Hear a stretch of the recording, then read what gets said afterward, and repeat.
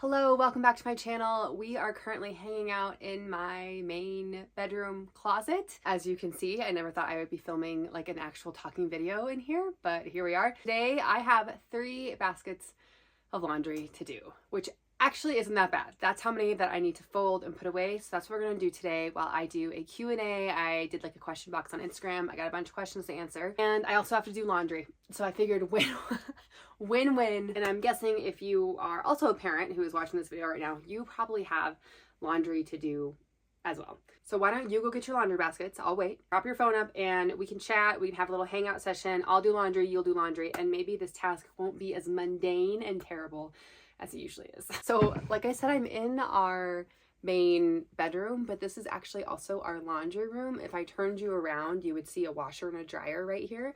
And please hear me when I say I am absolutely not trying to complain. I have a wonderful house. I'm very lucky. I have a beautiful home. But whoever did this extension, my house was built in the 50s, and then at some point they did this like main bedroom extension. Whoever did this and decided to put the washer and dryer in the main bedroom, it sounds great. It sounds like you'd be like, oh my God, that's amazing. Like washer and dryer in my closet. Wow. No, it sucks because now our closet is constantly covered in baskets or clothes or like the kids' clothes or laundry that needs to be put away, laundry that needs to be washed. Like, I don't know how we can ever have an organized closet now. Again, it's like dumb stuff to complain about, but if there's one thing about me, I'm gonna find a way to complain, okay? Not complaining. Let's get into some questions. This laundry with you. Let's see, how can I do this, by the way? Our kids also love to steal all of our laundry baskets. So I feel like whenever I'm finally ready to do laundry or move stuff over or move stuff to rooms, I have no laundry baskets. If I went into their room right now, I'm sure they have like 3 laundry baskets. Question number 1, how is the secret project going that you talked about a couple weeks ago? Well, I can't tell you. I mean, I probably could tell you, but I don't want to because I'm like annoyingly superstitious and an anxious person. It's not going right now. We are still in like a holding period, waiting to hear back. It just sucks because it's something that I was really, really excited about, and I was really confident in the beginning. Really confident in the beginning that it was going to work out, and my confidence has just like slowly declined over the last week. I haven't heard no yet. We're just still waiting. So and when they tell me no for sure, I will happily tell you what the secret project is, or hopefully they tell me yes. How's therapy going? Thanks for being open and positive about it. Therapy is going. I think I've had 2 or 3 appointments, and I want to make like a video about it for TikTok or Instagram too, to talk about therapy. I think I'm still in like that intro period, and that's what sucks about therapy and is so terrifying. It's like, not only do you have to find the right person, because that's hard, is to find someone that you like and like feel like you can open up to. Then number 2, you're not going to solve all your problems on the first one. I'm very much so and like an immediate gratification person. I think a lot of us are. And the fact that it takes work, and like the first couple episodes, sessions are just going to be like talking and getting to know each other. That's really hard for me. And I left my first appointment being like, almost like, oh my God, I'm so sorry. I talked about myself the whole time. Like, it's just a new skill, I almost feel like, that I don't have developed, but it's going. I know it's what I need. I've never gotten therapy as a mom before, and I feel like if there's one thing that you need as a mom, it's probably therapy. Just like help you work through past traumas and current traumas. Really good timing because like the trigger warning, I had a chemical pregnancy a few months ago, and that's kind of like what kicked me off to be like, okay, maybe I should sign up for therapy. I haven't had like any major aha moments or anything. There's been a couple times where I'm like, oh, maybe that like traumatic thing that happened to me as a kid, like I won't get into another trigger warning. Wow, we're starting this video off happy. Like an essay thing that happened to me when I was 12 or so. Like maybe that is still affecting me, even though I don't think that it is. So I'm nervous, but looking forward to like diving into it more. It's like going to the gym. Like you got to put in the work. I'm like, I don't know if I really want to put in the work yet. Okay, wait, whose clothes am I folding right now? I try to keep my girls' laundry separate, but I think they're balancing. How do you do it all? Balancing being a working parent, and I'm exhausted. First off, I do not do it all by any means. I've said it a million times, but I feel like on the weeks where I am like really kicking ass at my job, I am not a patient mom, or I'm falling behind on laundry, or I'm not making meals, like cooking meals, which is something that I'm like desperately want to get better at this year. So I don't have an answer. I really think that the system here is set up to fail working parents, especially Ethan and I talk about this all the time. When both parents are working, school's out or the daycare is closed, which are all things that, like, of course the school's allowed to have days off, you know? But it just makes it really, really hard on parents because of the expectations that corporate America has. I have no advice. I will say it's gotten a lot easier as they've gotten bigger, because like my anxiety that comes with leaving them with someone when they can't communicate with me, that's gotten better. But especially my kindergartner, she just started kindergarten this year, and it's like all the random days that they have off, or the 2 weeks off for winter break. I know that school obviously isn't a babysitter, but when it's what you do every day for childcare, it's hard to pivot when they're not in school, or like when your kids are sick, just never have enough PTO for it. I don't have any advice. It just sucks. And I hope that maybe you can catch your breath soon, because it's so hard. A stay-at-home mom is also incredibly hard. They're both hard, okay? How did you get into the influencer space, and how long did it take to build? I can do a whole video on influencer stuff if you want me to. I think I officially started posting consistently on Instagram after I had my first baby. So that would be like 5-6 years ago now, which is crazy. And that was back in like the aesthetic Instagram days. So I was trying to like take photos. I wasn't doing any videos, and trying to like be like, oh, look at me, my baby. And I was talking about stuff I was struggling with, but everything was still like curated, and I was trying to like make my feed look beautiful, which I gave up on years ago. I would say, I'm trying to think when I got my very first brand deal. My account didn't really start to grow until I started doing reels, and then I started a TikTok, and that was when my second was born. My very first paid deal that I got was with Aveeno, and it was $200 for 3 static posts. So 3 images I had to post, and I believe maybe also a story set. I don't know. But I was just blown away that someone was going to actually pay me to post on my accounts. Like 3 years of posting consistently. My account has never been one ever that has skyrocketed. I know a lot of people who have that happen like over the course of a few months. Maybe you jump a few 100,000 followers, or like over a week. Never ever happened to me. I have always been like a very, very slow grower, which I don't think is a bad thing at all.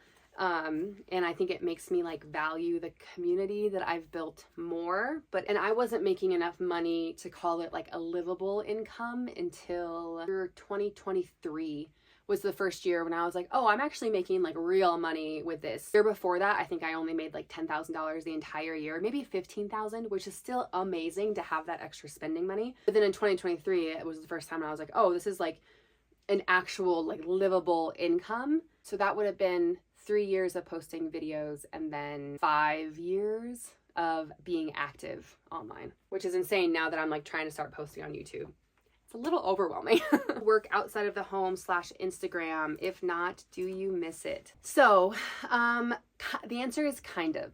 My career by trade, or whatever you want to call it, is I am a professional civil engineer. There's another question here about like what my engineering career arc is. So I went to school for 4 years. I got my undergrad in civil engineering, and I was gonna get my master's, and then I didn't because I had a job offer from the company that I interned at. So like obviously I was like, I'm gonna take the offer, and then if I want to go back and get my master's later, I can, which I never did. And I worked as a full-time engineer. Civil engineer could be anything, could be roads, could be bridges, whatever, but I did water, was specifically pipelines and pump stations. So anything that moves water from one place to another. So think about how the water gets from the reservoir to the drinking plant, and then from the treatment plant to your sink. That's all underground pipes. And so my company, my group, are the ones who like designed that or constructed that. Really, really like it. I really like engineering. It's a very black and white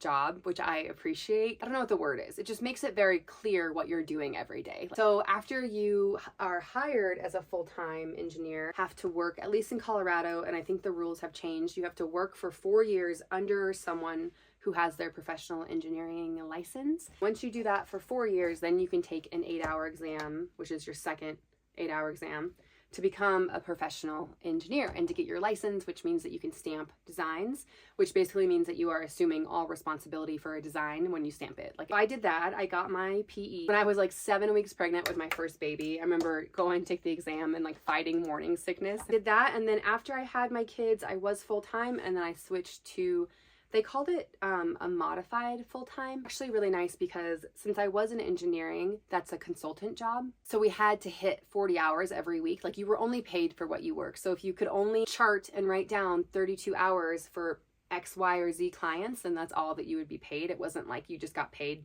full time every week, if that makes sense. After I had kids, it was so hard, and this kind of goes back to the last question, so hard for me to consistently hit 40 hours a week without working either early in the morning or working at night, which I just couldn't bring myself to do. And I tried for a while, and then I was like, okay, no, like this isn't going to work if I'm going to be like a functioning human being and actually feel like I am succeeding in at least some aspects of my life. So I cut down to modified full-time, which was nice because then I still could work the 40 hours if I wanted to, but I wasn't punished. What's happening here? But I wasn't punished if I didn't hit 40 hours. So like some weeks I could work 20 hours if the kids were sick, and that's all that I could do.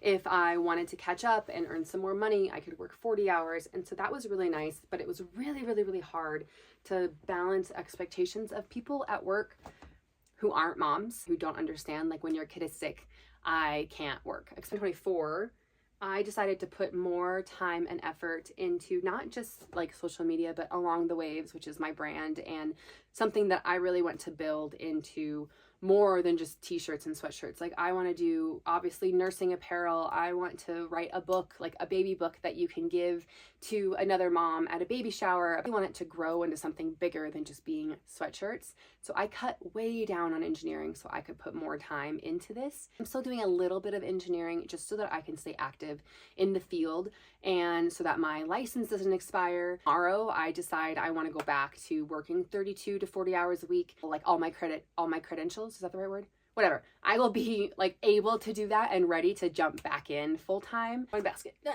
Okay, a refresh on all you've accomplished / how you got to your engineering career. I just answered that. Did you go through a roommate stage with Ethan? Yes. My baby is 3 years old, and I would argue we still have a lot of roommate stage phases. I don't know if we're ever going to fully get out of it while we're in like mom and dad mode, to be honest. We have weeks where we're not roommates at all and we are thriving as a romantic couple. And then we have weeks where shit hits the fan, the kids are sick, we both have deadlines at work, and we swap back to that roommate stage really, really quickly. So to answer, yes, we absolutely went through a roommate stage. I know we went through one a little bit when we had our firstborn, because that was obviously an adjustment to go from not having any responsibility to having a lot of responsibility. I think we worked through it relatively quickly, although again, this is like 5 years ago. I could be blacking it out. When we had our second, it got much more amplified because all of a sudden we were split man-on-man defense. And so now when I am nursing the baby, he is with the toddler, or when I'm taking the 2-year-old out, he's with the baby. Like, it's really magnified how split up we were for that season of life. And we never have been like stuck in a roommate stage for too long, because one thing that I love about both of us is we're pretty good at calling the other person out, not in a mean way, but like when we're starting to feel disconnected. Like even last night, for instance, I was totally fine yesterday. Like I didn't have a bad day, just a normal day, but I was in one of those like head down grind, don't talk to me, my stomach kind of hurts. You know what I mean? Just like one of those days.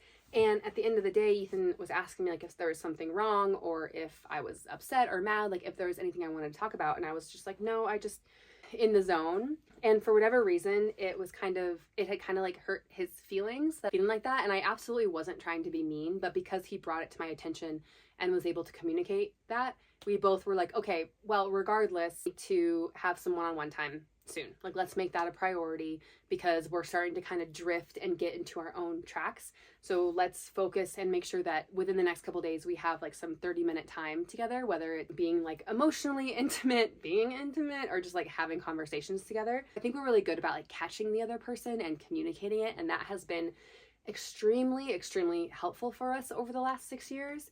But everyone goes through a roommate stage, at least to some degree. You are lying to me if you tell me that you don't. Like, don't believe them. And I really believe as long as you can communicate and both partners are willing to listen, that you can get through it. Okay, next question. How do you feel about scheduling intimacy? Honestly, scheduling intimacy is a tool.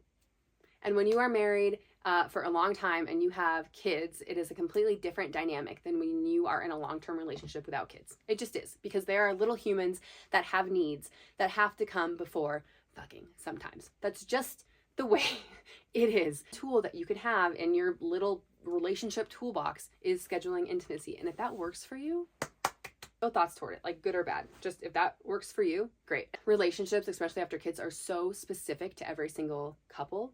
Like some couples need physical intimacy to feel connected. Some need conversation. Some need quiet time together. Like it's so different from person to person. And I really don't feel like you can compare yourself to anyone else either. Like you really have to just look inward and see what's working for you and your spouse. I don't think we ever have consistently like been like, okay, Tuesdays at 4. Like we've never done anything like that. But for sure, like some weeks you have to be like, hey, today at 2 p.m., are you free? Or do you want to do 1:30 instead? I could squeeze you in after my 3 o'clock. Like, it's just, life is so chaotic. You got to do whatever you got to do. What birth control are you on? Gosh, are you really trying for a 3rd baby? I am not on birth control. We are in to answer both questions, we are in a fuck around and find out stage, is what we both like to call it. I am loosely tracking my cycle and trying to kind of pay attention to it. But for the most part, we are both like, if we have another baby, great. If we don't, we'll be okay too. Having a 3rd baby, I know I talk about it online a lot because I feel like it's really relatable content, and having a 3rd baby is literally on my brain at least 6 times a day. I think about it. It is so hard as a mom to know what your head is telling you versus what your heart is telling you.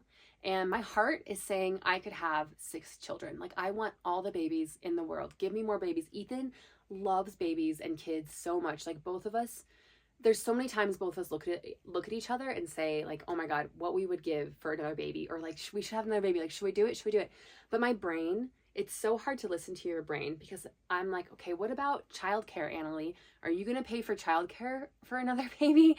What about college savings? Like we are barely just starting to feel good about the money that we are saving for college. Like you want to throw a 3rd kid into that? What about groceries? What about, this is the biggest one. Okay. Oops. What about 10 years from now when all of your kids have sports or activities on a Saturday? And you have 3 or more kids and you only have 2 adults, what are you going to do? Like that is probably the biggest thing that is holding me back from jumping in 100%. And that's why we have kind of just like, we're just kind of leaving it up to whatever happens, because I don't physically feel like I can make the decision. I don't feel like I can say, yeah, I'm done.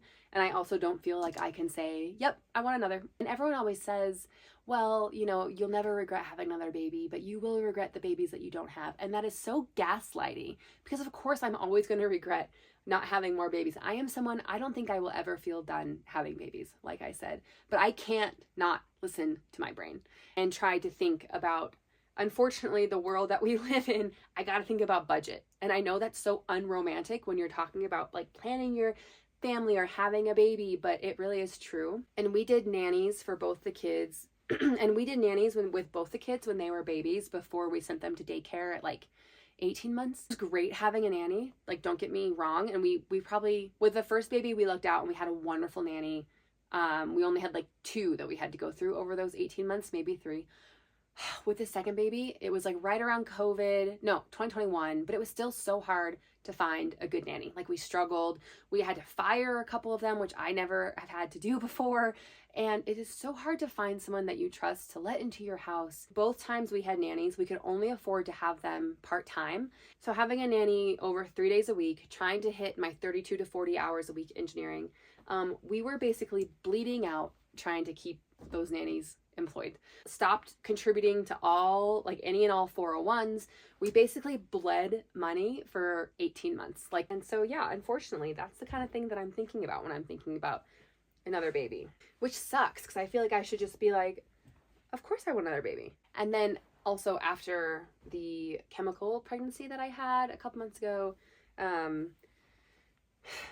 I feel like I don't know. It's just, I can't get back to like a fully romantic, whimsical point of view on it. So we are just fucking around and finding out. That's what we're calling it. How to keep your marriage strong and on the same page in hard parenting seasons. When you are a parent and your kids aren't sleeping, or you're going through some behavioral things, or whatever like tough stage of parenting you're in, let's do the not sleeping one, because my second didn't sleep through the night till she was 3.5 years old. It's been a very long journey trying to get her to sleep. The first person that I want to be mad at is her, but I can't be mad at her because she is a cute, precious little child who is just crying for mommy.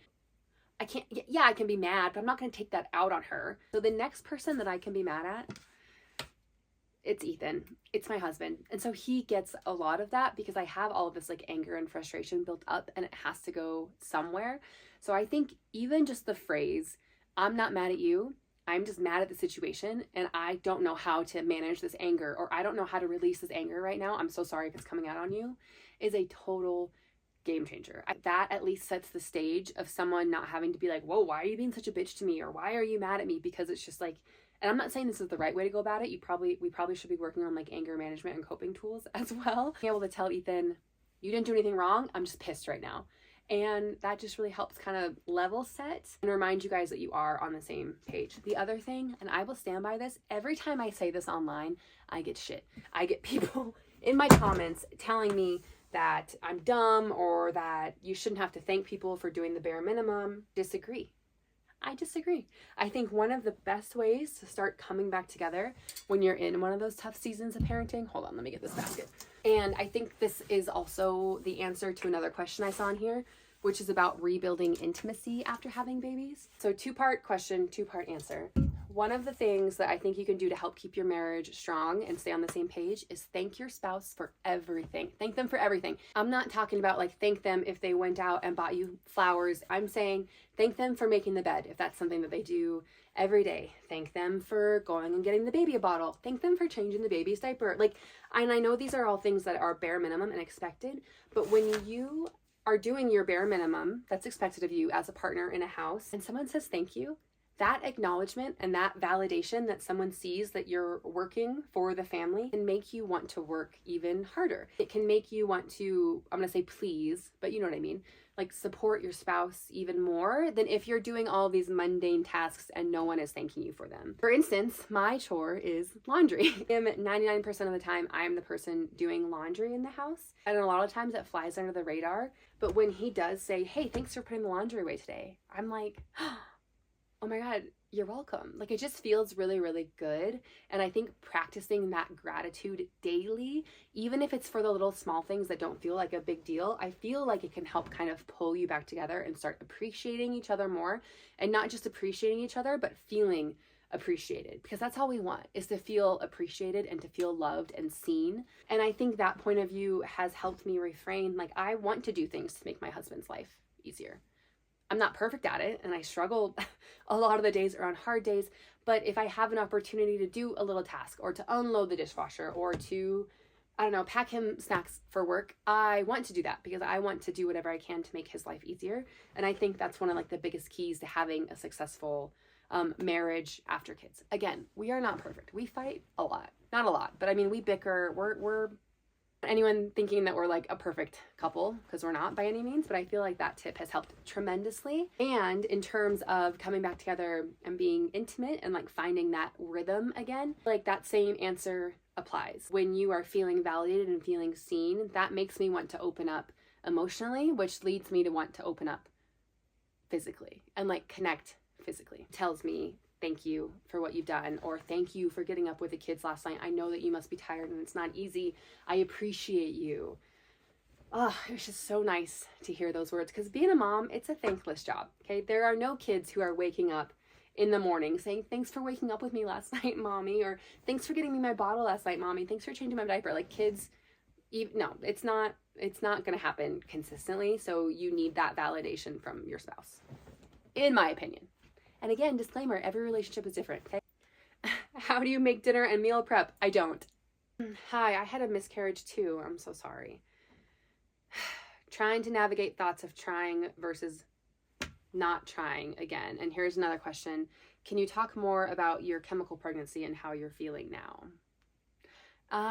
Yeah, so I haven't talked about it online that much because if I'm going to be totally honest, I feel very weird talking about it online because it was, very quick and it wasn't traumatic for me in the moment. It was traumatic for me later. So many people out there who are, or whether you're struggling trying to conceive or who have had multiple miscarriages or miscarriages further down the line. And I know this isn't how grief or trauma works, but in my brain, I'm like, there's so many other people who have it so much worse that I don't deserve a space to talk about it online. And you don't need to like justify my feelings about that, because I know that that's not true, and I know that when I did open up about it online, everyone was really, really welcoming, saying a loss is a loss, you know. So that's just personally what I'm working through and why I haven't talked about it a lot. First question was trying to navigate thoughts of trying versus not again. I don't know, man. I'm just so sorry. And the feelings of, should I even try again? Am I going to have to go through that again? Do I want to try again if that is something that I know may happen? I was very, very lucky and blessed to have 2 uncomplicated pregnancies. So that feeling of, I mean, I know when you have a miscarriage or you're trying to conceive or any, like a loss, it takes away joy from your experience, and especially will take away joy from the next time. I know that if we did actively try to get pregnant again, it would always be in the back of my mind with every appointment. Like, oh my gosh, I'm so sorry. I don't have any advice or thoughts. I'm thinking of you. And if you do know that you want another baby, then I think it's wonderful to try again. If you can maybe have some support groups of women who have gone through the same thing that you can talk to be like, oh my gosh, I just had my 6-week appointment, or I'm going into my 12-week, I'm so panicky. Like, I think having someone that you could talk to who has been through something similar to you would be very, very helpful. I'm sorry. I wish I could give you a hug. Anything exciting for Along the Waves? I kind of mentioned it earlier. I have big dreams for Along the Waves, but right now we're going to be working on a spring launch, maybe like a February-ish. I don't know. I want to do a matching sweat set, but we can't do it too close to spring because then it'll be too close to summer. But I'd love to do like sweatpants and some kind of like hoodie. I would love to do a shorts version of that and maybe some really, really fun colors. If there's anything that you want to see, please feel free to leave me comments. That would be like greatly appreciated. It's time to do a mug. We've waited long enough, but long term, my goal, I would love to do a children's book, like I said. I have some other fun ideas that they're just floating around. So keep an eye out for that. Hopefully I will have at least some hard dates for the next few weeks that I can share. How have you been feeling about kindergarten drop-off? My baby, my firstborn, has been in kindergarten for half a year. We obviously just started second semester, whatever you want to call it. And I still cry or get teary-eyed every single time I drop her off. It's something about the car drop-off line and watching her walk away into school by herself with her big backpack. And I mentioned this online, but sending her to kindergarten kicked me in my ass more than I thought it would. And she has gone to daycare, like I said, since she was 2. But something about it being kindergarten felt so big. It's been really hard, but she loves it. And so I think that helps a lot. But yeah, it sucks. It's like, it's almost looked down upon now if you send your kids to public school. Not by everyone, but whenever I post about being like, oh, I miss my kids when they're at school or drop off was hard, without fail, I will get DMs or comments saying, well, then that's your mama heart intuition telling you need to keep them home. It's like, well,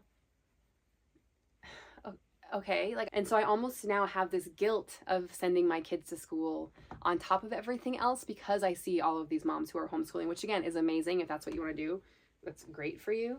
But I don't know. It's like, I feel like it's a new thing with social media recently, that maybe if I sent my kid to school 5 years ago, I wouldn't have even had this extra layer of guilt that I now have. I didn't even make it through questions, so I still have so many to go, but I did finish all of this laundry. I just have to hang it up, and that part is not going to be fun, and there's no way that I can barely fold and talk at the same time that I will be able to hang up clothes and talk at the same time. Like this video, please like, follow, subscribe. If you have any ideas or suggestions for YouTube videos, by the way, feel free to message me on Instagram, or you can leave them in comments here. Like I mentioned in my last video, I am really trying to put some more time and energy into YouTube this year. It's like a big goal of mine. So I'm all ears and will happily listen to any input. I think that's it. I'll see you next week. I will also have our weekly podcast with Ethan. That will also be up on this channel as well. So if you need some more stuff to watch, those will be here. Otherwise, I'll see you next week. Good luck with laundry. This was long enough. Hopefully you made some good headway too. Oh my God. Why didn't no one warn me about laundry becoming a mom too? It's like one of the hardest parts. Okay, bye.